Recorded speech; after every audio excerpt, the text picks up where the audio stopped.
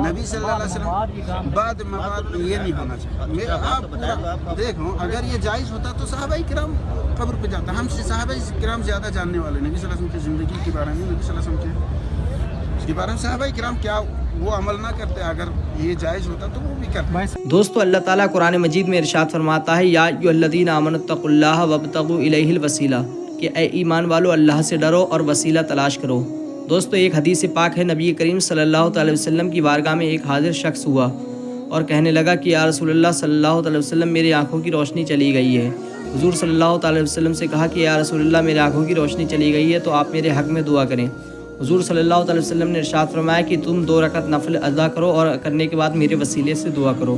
حضور صلی اللہ تعالی وسلم نے جیسے ہی حکم دیا تو وہ شخص نماز ادا کرتا ہے اور حضور صلی اللہ تعالی وسلم کے وسیلے سے دعا کرتا ہے تو اللہ تعالیٰ اس کی آنکھوں کی روشنی کو واپس کر دیتا ہے. دوستو آپ لوگوں نے اکثر دیکھا ہوگا کہ ہم مکہ شریف یا مدینہ شریف جاتے ہیں تو وہاں پر لال رومال والے لوگ روکتے ہیں اور روکنے کے بعد اہل سنت والجماعت والوں کو سے سوال و جواب کرتے ہیں اور گمراہ کرنے کی کوشش کرتے ہیں. دوستو یہ ویڈیو پورا دیکھیں اور چینل کو سبسکرائب کر لیں اور کمنٹس میں اپنی رائے ضرور. کیوں کے دور میں اللہ کے نبی صلی اللہ علیہ وسلم نے حضرت علی کو ہی آپ نے مجھے حدیث سنائی تھی. دیکھو حضرت علی کے ایک آپ بات سنیں.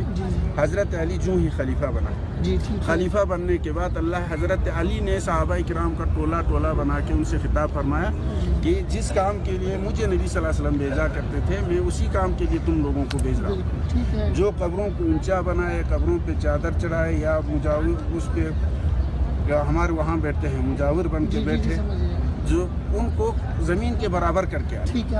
ابھی آپ نے اسی کام کے لیے مجھے نبی صلی اللہ علیہ وسلم بھیجا کرتے تھے. ابھی اسی کام کے لیے مجھے نبی صلی اللہ علیہ وسلم بھیجا کرتے تھے. تو حضرت علی کے دور میں یہ یعنی اللہ حضرت علی بھی اس سے یعنی جنگ کرتے رہا, اس سے لڑتے رہا کہ قبروں کا دیکھو مشرکین قریش وہ اللہ کو مانتے تھے نہیں کہ مانتے تھے, روزہ بھی وہ رکھتے تھے, سب کچھ وہ کرتے تھے. اسی غلو کی وجہ سے وہ صحیح راستے سے بھٹک گئے تھے. اللہ نے قرآن میں بھی فرمایا کہ وَإِذَا رَكِبُوا فِي الْفُلْكِ دَعَوُا اللَّهَ مُخْلِصِينَ لَهُ الدِّينَ فَلَمَّا نَجَّاهُمْ إِلَى الْبَرِّ إِذَا هُمْ يُشْرِكُونَ. جب یہ کشتی میں سوار ہو جاتے تو وہ اللہ کو ہی پکارتے, مجھے ہی پکارتے. اللہ نے فرمایا مجھے ہی پکارتے. میں جب ان کو نجات دیتا ہوں تو یہ میرے ساتھ شریک ٹھہراتے ہیں. اور اللہ کے نبی صلی اللہ علیہ وسلم نے جب ان سے کہا کہ اللہ کی ہی عبادت کرو, اللہ کے ساتھ کسی کو شریک نہیں کرنا, تو انہوں نے جواب یہ دیا مَا نَعْبُدُهُمْ إِلَّا لِيُقَرِّبُونَا إِلَى اللَّهِ زُلْفَىٰ. ہم ان کی عبادت تو نہیں کرتے, ہم ان کے ذریعے اللہ کا قرب حاصل کرتے. جیسے ہمارے لوگ کہتے ہیں کہ ہم بزرگوں سے نہیں مانتے, بزرگوں کے ذریعے اللہ کا قرب حاصل کرتے ہیں.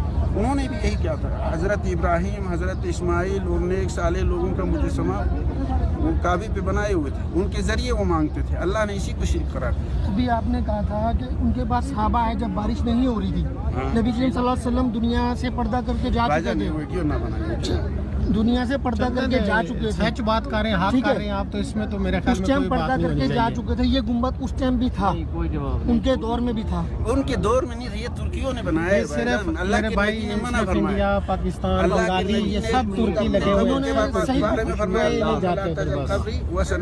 یا اللہ میرے قبر کو بت نہ بنا دے, اس کی طرف لوگوں متوجہ ہو کے عبادت. حضرت امام شافعی علیہ السلام نے صحیح بخاری لکھی تھی, سید بخاری جو ٹھیک ہے, ان کی میرے کو سوری ان کا نام یاد نہیں ہے پورا. یہ ان کے شاگرد تھے حضرت امام شافعی کے دین کے بات کرنا ہو, دین کے بات کرنا ہو تو بہت احتیاط کرنا ہے. بالکل. اللہ کے نبی صلی اللہ علیہ وسلم نے فرمایا من کذب علی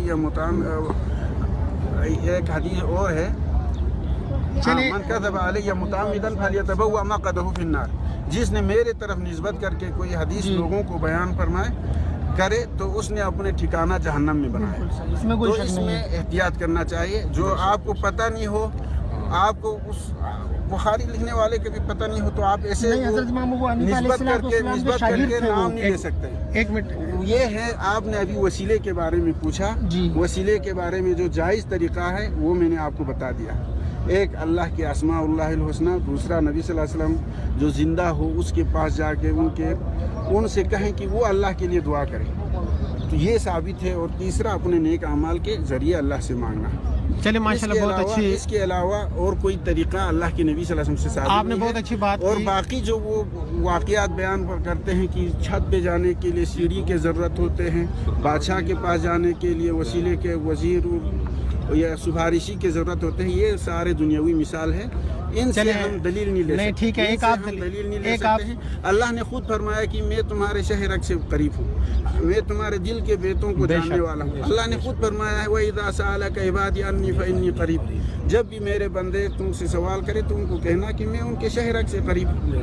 اور اللہ کے نبی صلی اللہ علیہ وسلم نے جو تعلیم دیا وَإِذَا سَأَلْتَ فَاسْأَلِ اللَّهَ، جب بھی سوال کرے تو اللہ سے سوال کرنا، وَإِذَا اسْتَعَنْتَ فَاسْتَعِنْ بِاللَّهِ، جب بھی مدد طلب کرو تو اسی سے مدد طلب کرنا۔